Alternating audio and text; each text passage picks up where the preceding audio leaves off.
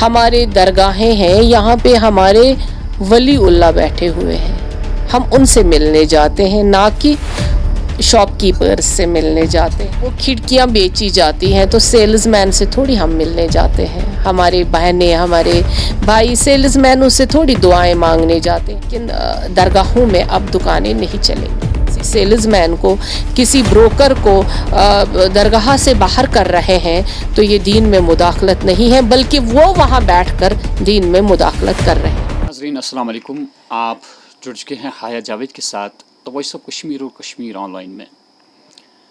ہمارے ساتھ جو شخصیت بیٹھی ہے کسی تعارف کی محتاج نہیں ہے، درخشاں اندرابی صاحبہ ہے، وقف بورڈ کی چیئرمین ہے، اور اس وقت بہت ساری نگاہیں ان پہ جمی ہوئی ہے، کیونکہ پچھلی بار جو ڈیسیژن لیا گیا کہ یہاں پہ جو ڈونیشن باکسز ہے جس کی دیکھ ریکھ کچھ مخصوص صاحبان کرتے تھے، ان سے وہ ڈونیشن باکسز جو ہے وہ چھینے گئے، یعنی کہ اب جو بھی پیسہ آئے گا وہ وقف بورڈ میں خالی جائے گا، یا جس عقیدے سے ہم آستان عالیہ میں جاتے ہیں اور عقیدے کے طور پہ کچھ پیسہ وہاں پہ وقف کرتے ہیں، وہ خالی وقف بورڈ میں ہی جائے گا، اور جن چیزوں پہ وہ پیسہ خرچ ہوتا ہے انہی مخصوص چیزوں پہ اب وہ پیسہ خرچ ہوگا۔ پہلے ہم سوال ویلکم کرتے ہیں اندرابی صاحبہ کا کہ انہوں نے ٹائم نکالا اور ہمیں موقع دیا کہ ان سے بات کریں۔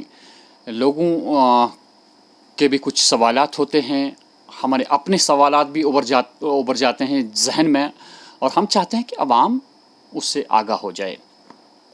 اندرابی صاحبہ، پہلے ہم آپ کا ویلکم کرتے ہیں۔ شکریہ آپ کا۔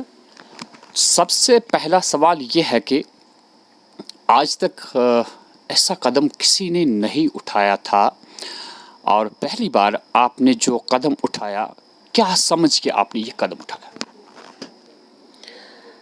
الحمدللہ، اگر ہمارے لوگ جو 90% لوگ ہیں جنہوں نے ہمیں اس چیز کی طرف راغب کیا، کیونکہ جموں کشمیر کو کشمیری میں پرور کہتے ہیں، خاص کر کشمیر ویلی کو، اور ہماری تربیت ایک ایسے گھرانے میں ہوئی ہے جہاں اماں ہمیں صبح بھی پیر دستگیر شاہ جیلان رحمۃ اللہ علیہ کا نام لے کر ہی ہمیں اسکول بھیجتی تھی، اور جب ہم وہاں سے آتے تھے تو کہتے تھے کہ چلو الحمدللہ، اللہ کا شکر ہے، دستگیرن انک وارکار واپس۔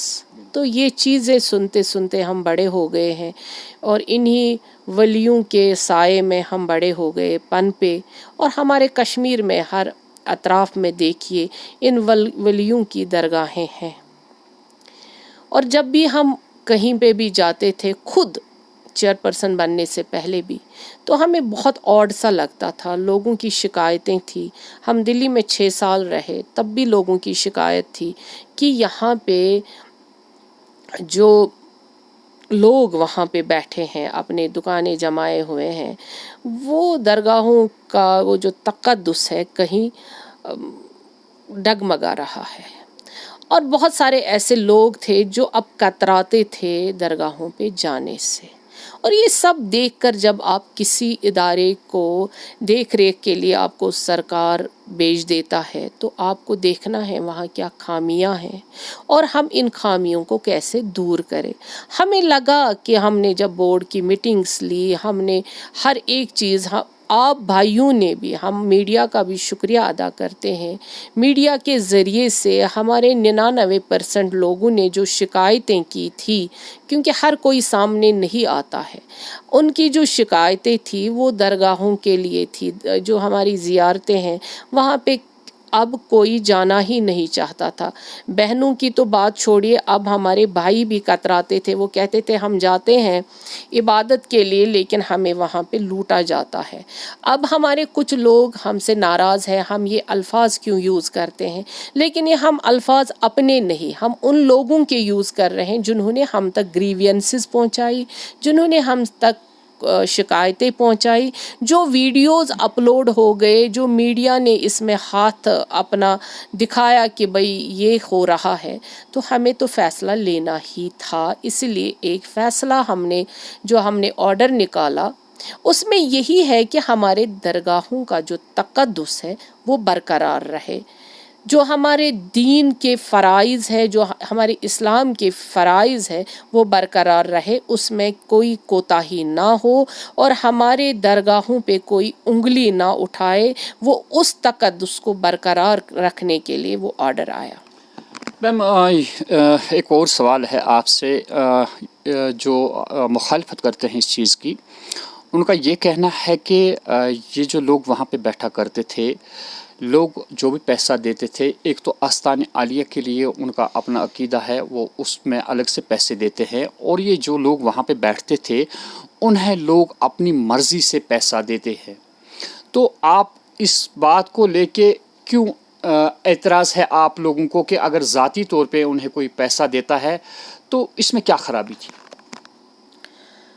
درگاہ میں بیٹھنے کے لیے جگہ تو بنائی نہیں جاتی ہے۔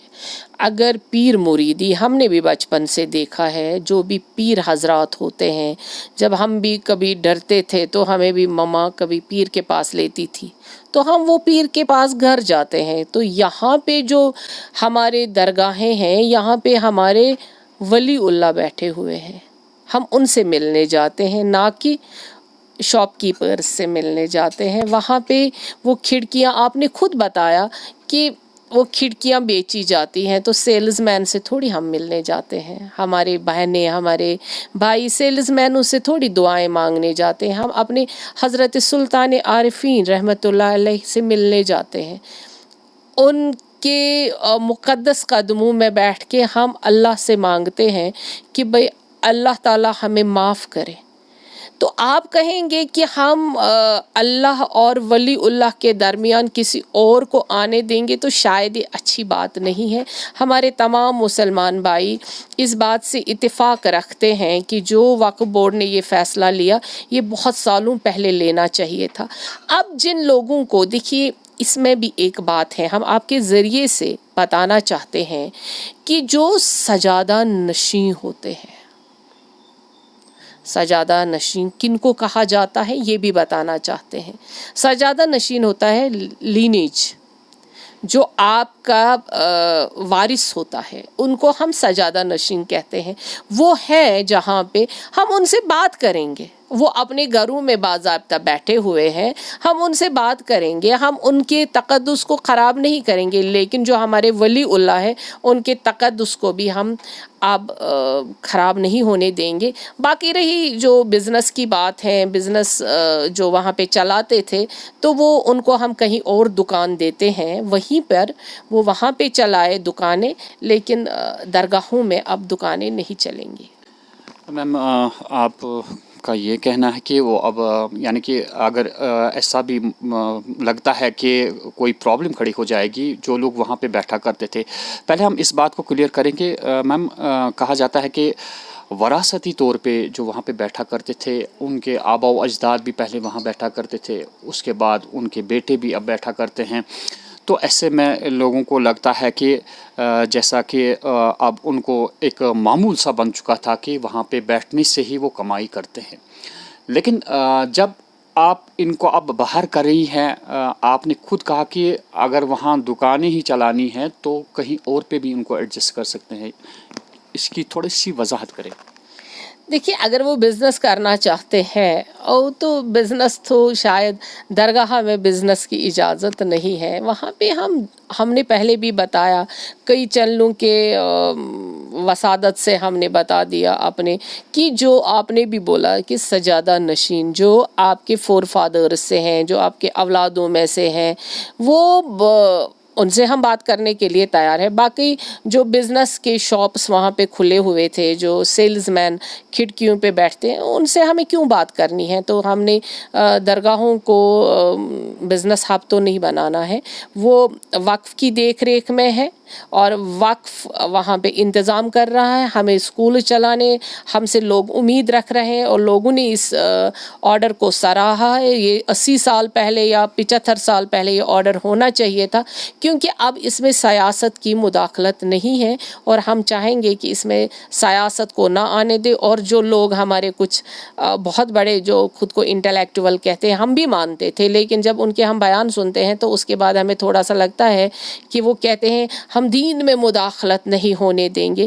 لیکن اب ہم ان سے کہنا چاہتے ہیں دین میں وہ مداخلت کر رہے ہیں جب وہ کہتے ہیں ایک سیلز مین کو آپ وہاں پہ بیٹھو، جب ہماری ماں بہن وہاں جاتی ہیں ان کے آپ کپڑے بھی جاڑو جو انہوں نے لایا ہے. وہ کہتے ہیں کسی ہمارے بڑے ایک پولیٹیشین نے کہا تھا کہ ہم جی ان کو 100-200 روپیہ دیتے ہیں تو باقی ہم اپنی مرضی سے دے دیتے ہیں.